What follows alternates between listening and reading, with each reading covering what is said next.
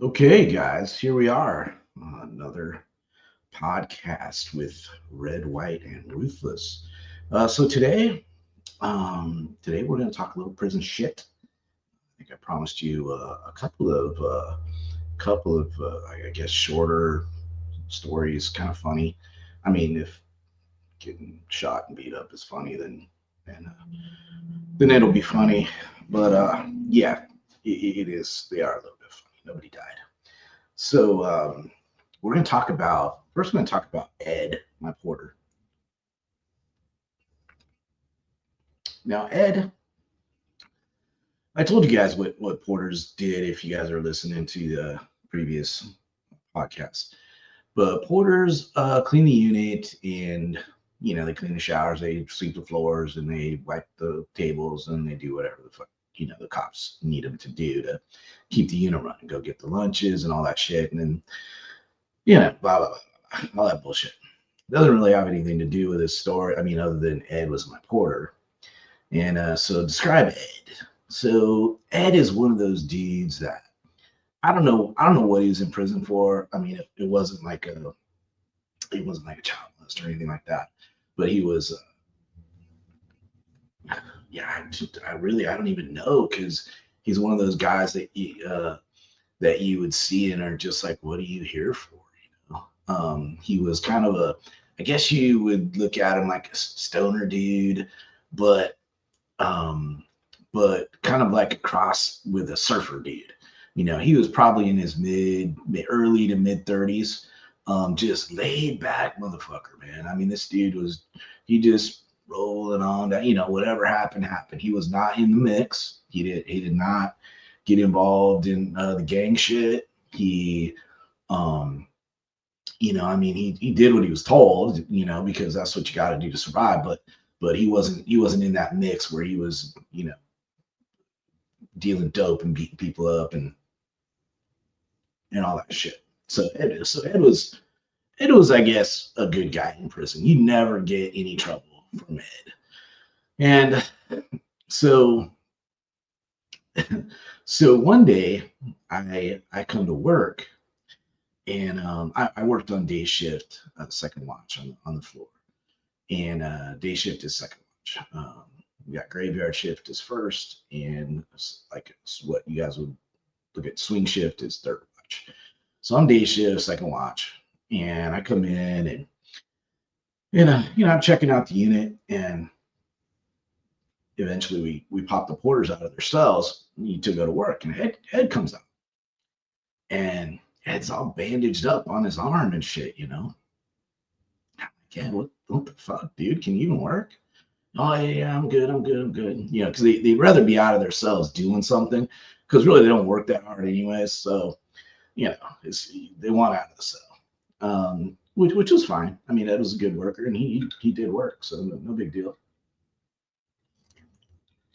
But I'm like, Ed, what the hell happened to you? He's like, man, third watch shot me. I'm like, what the fuck? Why aren't you locked up, dude? Because little history. If you get shot, then they meant to shoot you, okay, and you were doing something to get shot for.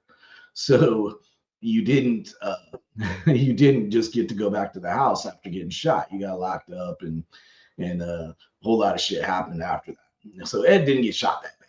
All right, he got some fragged in the arm.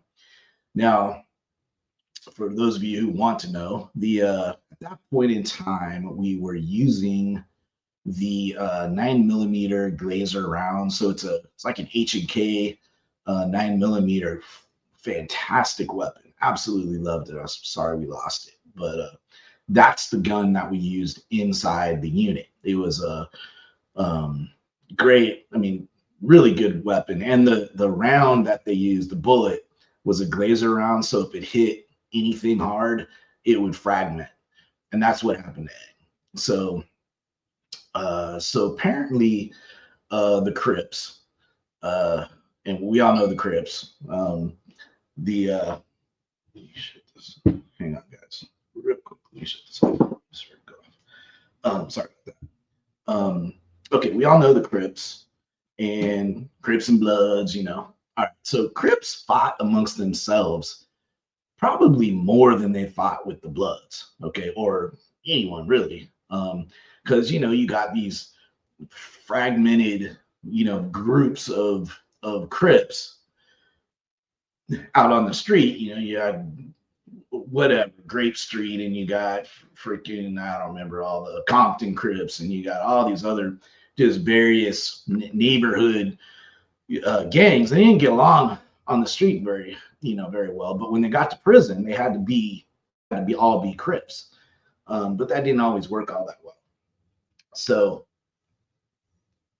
what happened is the Crips decided to get in a fight in the day room. And this was before we closed down day rooms because they were doing this shit too much. Fighting in the day rooms, stabbing each other and shit. So the Crips decided that they were going to go fight underneath the stairwell. So they think that we won't shoot them under the stairwell, but we'll shoot them anywhere. It didn't matter. We're taking that shot. And they think that we may not hit them, but we're taking the shot. So they fight under the stairwell because it's kind of a blocked view, but it's not that big. I mean, you can't have 8 Crips getting down underneath the stairwell. It's just not gonna happen. But anyways, Ed was over there, and he was sweeping the floor or doing something because his shift kind of went into third watch. So he was over there sweeping the floor. Next thing you know, the Crips they're into it, man. I believe there's 8 Crips just stabbing each other and going crazy. And the gunner yelled, "Get down, get it." Ed was down on the ground, man. Ed was prone, and that's what you do when the alarm goes off and when you hear "get down." If you're an inmate, prone on the ground. That's what your only job in life to do is get prone on the ground, flat out on the ground, or you're potentially getting shot. So Ed was on the ground though, and since he was over by the stairwell. When they shot, that bullet hit the stairwell and fragged into Ed's arm, and he got shot in the arm. And so, anyways, Ed's telling me this story that about the Crips. They were getting down over there, and I got down like I was supposed to. And next thing you know, I got shot in the arm, and blah blah blah. Anyways, I'm like, oh man, Ed, now I'm not going to miss the opportunity to fuck around, joke around a little bit. So I told Ed, I'm like, damn, that's fucked up, dude. I'm like, you're like my best porter. The third watch, this is not appropriate for them to shoot you. I'm gonna have to have a talk with him. He's like, yeah, man, because I was down, and Ed thinks he potentially did it on purpose, or maybe he knew. I don't know. But anyways, I was gonna joke around no matter what. So I'm like, Ed, I'm serious, man. This is not right. I'm gonna talk to them. They can't shoot you anymore. It's gonna be a rule that we're gonna have to lay down with third watch. So I'm gonna talk to them. And so third watch comes in, and I'm not gonna let this go. I'm gonna we're gonna have a little fun with it. And so I go over to third watch, and I kind of start talking to them and tell them what's up. And so then we decide at that point, we're going to make a ranking of which porters they can shoot first before Ed. And so I'm like, well, and so then I called Ed over and see if he's okay with it. And so I'm like, Ed, come here, man. And so Ed comes over, and I'm like, dude, we got this worked out. They feel bad because you got shot. They didn't, it just was what it was. But the good thing is that now we have a system in place, basically. And we've ranked the porters as far as who we're going to shoot first, and you are at the bottom of that list. Okay, just want you to know. And the first one is that damn Mexican Santa Maria, the devil worshiper. We almost had to shoot his ass last month, and that's a true story, absolute true story. We had this Mexican porter. He's worship Santa Maria. He had the little candle shit going on, the little devil worshiping. He had fucking chicken bones and all kinds of shit in his cell. And so yeah, he was righteous Santa Maria. He's into devil worshiping, and he got smart with my partner, and he started coming down the stairs after my partner with a broom handle, and the gunner almost shot him. Now you got to realize when you are when the racking of a weapon, there'd be a mini 14, or when you pop the bolt on that 9mm or whatever you got going, when you rack that weapon, there is like the muscles in your body. If you know you're the one that's getting shot, they just freeze up. I've seen it many times. It's like, and it's just like boom, you just stop. You don't have a choice. And that's what happened to Mr. Santa Maria.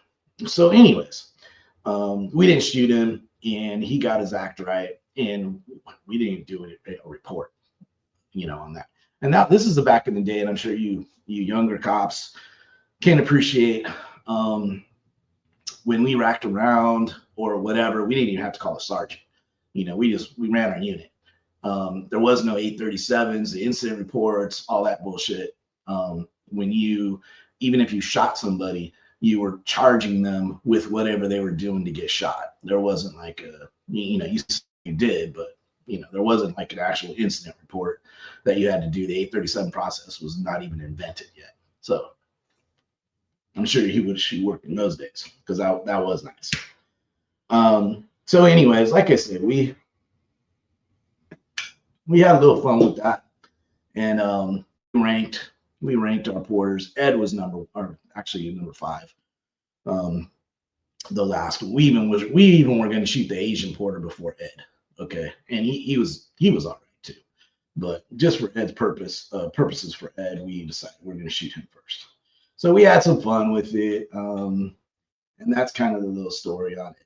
It's kind of a short one, but I always kind of think about it. I thought it was kind of funny having a little fun with it. Then there's so story number 2 is it's kind of a weird one. It's about a child molester, piece of shit, scumbag child molester. They can get stabbed all they want. I don't care.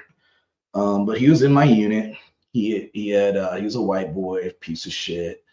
And he had been removed off of the other yards, at least 2 of the yards already. And what that means is the whites beat him up, stabbed him. They did whatever to get him off that yard. So the yards don't intermingle in level 3, level 4 prisons, at least the ones I've been at. They're all self-sufficient. They got their own education, they got their own vocation, they got all their kitchen, all that is only that yard. So when you move an inmate to another yard, they're not gonna see the people that they're enemies with potentially. All right. So anyway, this dude, he moves in. We know he's a chimo, and he gets locked up in his cell, and it's not long. I mean, word gets around quick. So pretty soon he's not coming out of his cell. He's locked up. He's staying there, and then so something's going on. He's not coming out. Then his cellie was no longer, another white boy, little skinny, probably $135, soaking wet. Wasn't a big dude. He was another, looked like stoner type, long hair. He wasn't really in the mix at all. But so these 2 guys are not coming out the cell. Okay, refuse to come out. And so what the fuck is going on here? And I go up and I talk to him, and and the white boy, I had a good reputation, so they would tell me what's going on. So I can't remember exactly how. I know I talked to him a couple of times in the cell, and I can't remember what the series of events that led me to know it, but I do know that I had another white porter, um, or I had a white porter. He was a younger guy. He was definitely in the mix. Um, so he would know what time it is as far as what's going on with those guys. And I had a good reputation or a good rapport with him. And so I pulled him over and I'm like, dude, what's going on with the dudes up there? And so he told me everybody knew that that the one dude was a child molester and that the celly got the job of removing him from the yard. So what that meant is the celly had to, had to take him out some way, some form, had to hurt him, and get him removed from the yard because they knew he was a child molester. So, I'm like, all right, so I got you. So I'm like, damn. So now this is Calipatria State Prison, 1993, 4. All right. Called my sergeant and I'm like, yeah, I'm not sure what to do about this. I told him the story basically. Dude's locked up, won't come out, blah, blah, blah, blah. And he's like, Neely, is anyone bleeding yet? I'm like, no, sir. He's like, okay, call me when somebody's bleeding. So I'm like, all right, that's a cold piece right there. But I mean, that's the way Calipat was. I felt like I was doing what I should do and not making that decision on my own. And that's absolutely what you would do in this day and age. But back then at Calipatria State Prison, there was too much work to be dealing with that before somebody got lit up. All right. I actually found cocaine once, and I was told that no matter what it is today, it's a cleaning solvent. And so I'm like, all right, and I just flushed it. So I knew damn well what it was, but anyways, it was just don't fuck.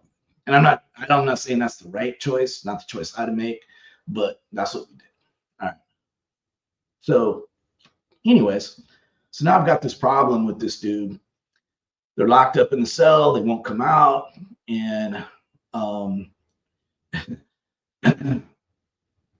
I go up and I wait till the child molester goes out to shower. Now, remember, we're at this time we must have been not doing day room, or we must have been whatever was going on. He could go out and shower because nobody else was on the tier.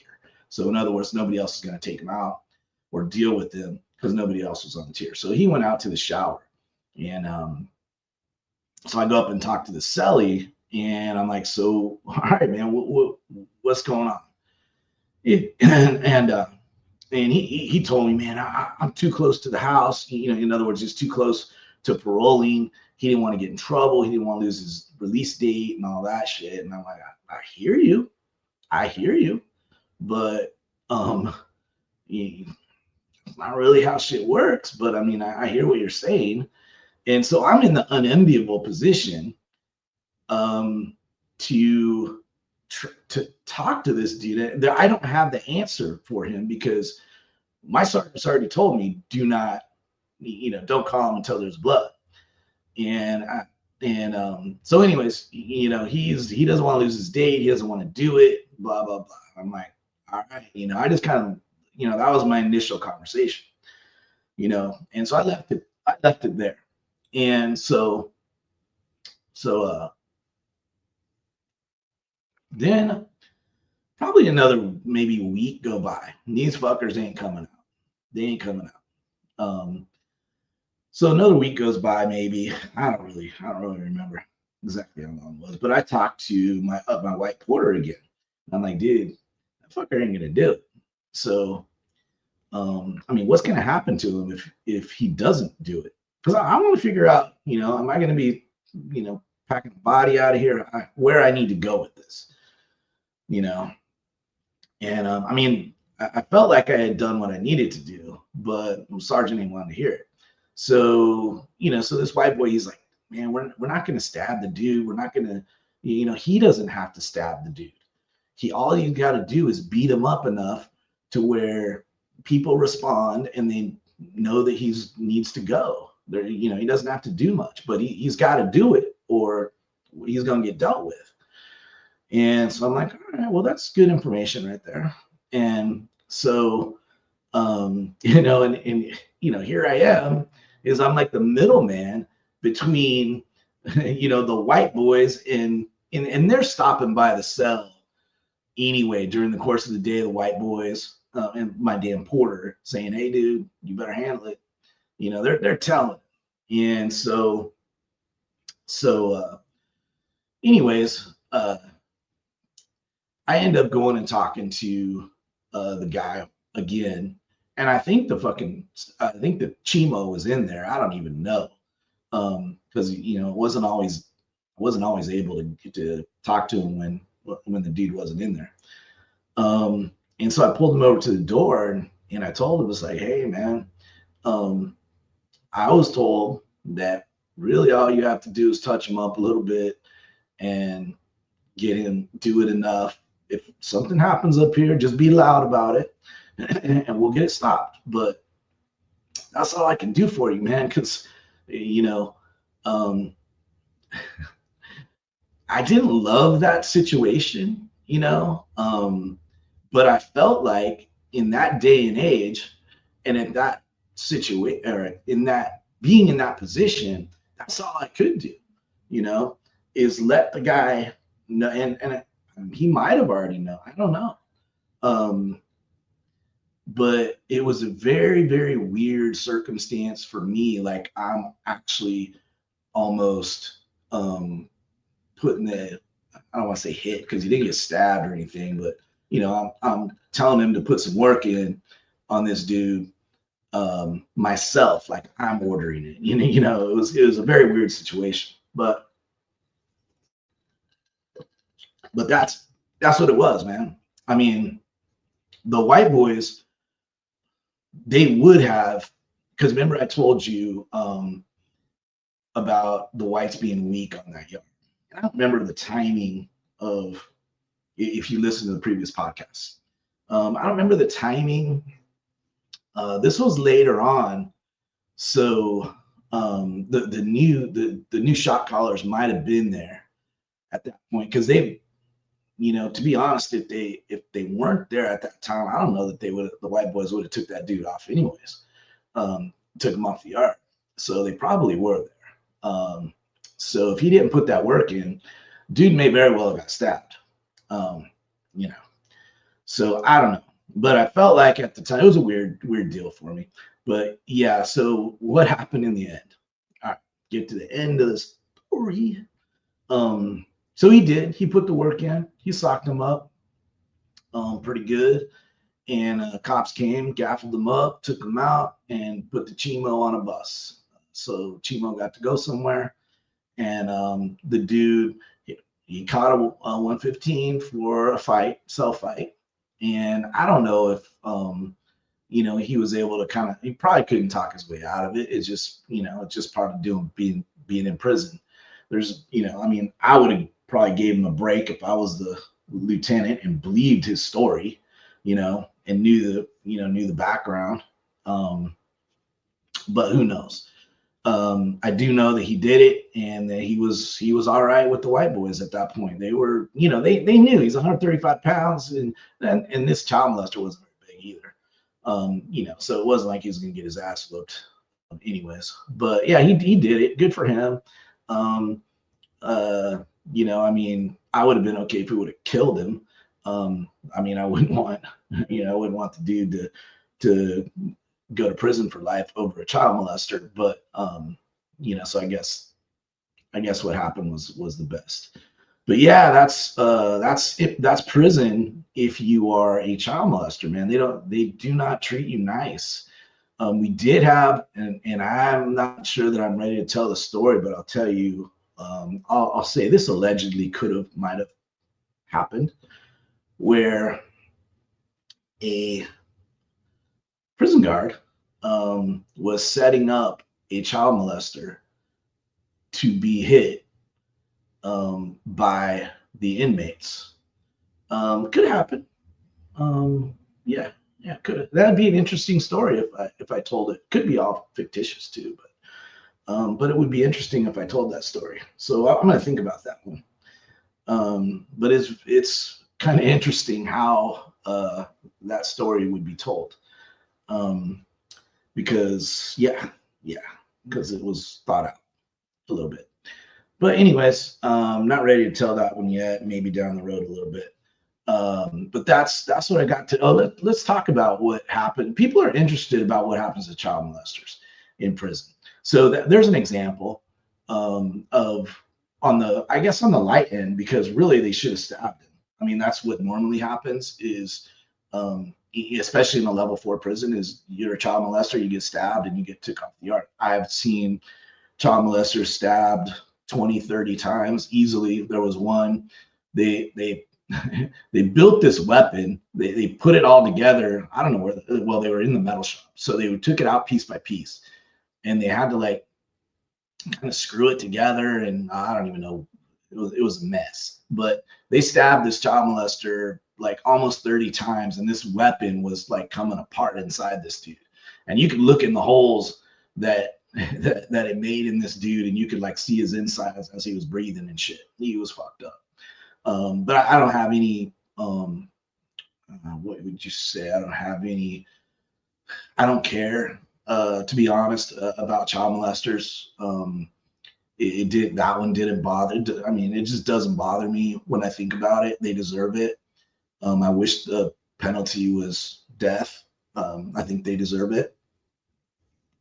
So when you hear of a child molester getting lit up like that, in prison, the inmates think they deserve it too.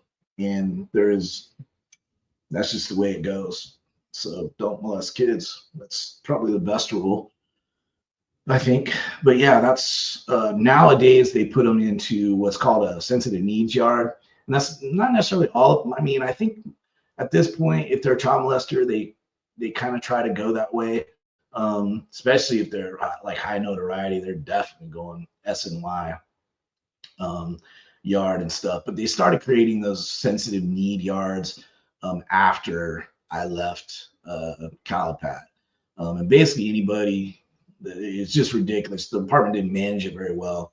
And anybody who said they had enemies, and pretty much everywhere that you tried to put them, and prisons are so like driven now by mission oriented. So an inmate who's say a level 4 only has maybe 4 different joints they could go to, and they just have to come up with an enemy and then they'll say all the white boys or all the Mexicans or whatever. And pretty much, if you got a decent story, they were letting you do it. But now that it got to the point where there was just not enough bed space to house everybody correctly and shit. So they really kind of screwed themselves when they didn't make that a more difficult barrier or whatever you want to call it to get to SNY.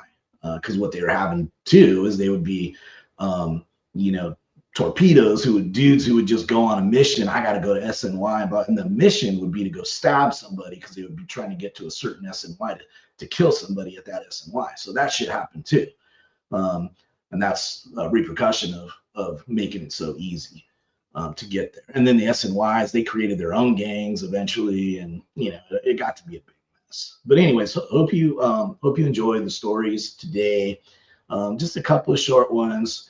Been thinking about a few more, and I got a bunch of them. So I thought these were interesting. So let me know what you think. I'm probably gonna go back to back today, and I'm gonna drop because I got another podcast I'm gonna do on Trump. So look for that one too. That'll be in number 6 of these podcasts. And again, hope you enjoyed it. And I'm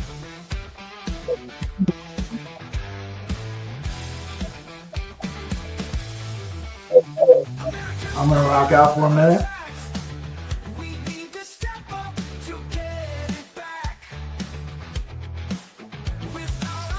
How about the story about the 4 Mexicans who attacked the blacks and stabbing the blacks, and all 4 blacks got shot? How about that one? Yeah, that's a good one.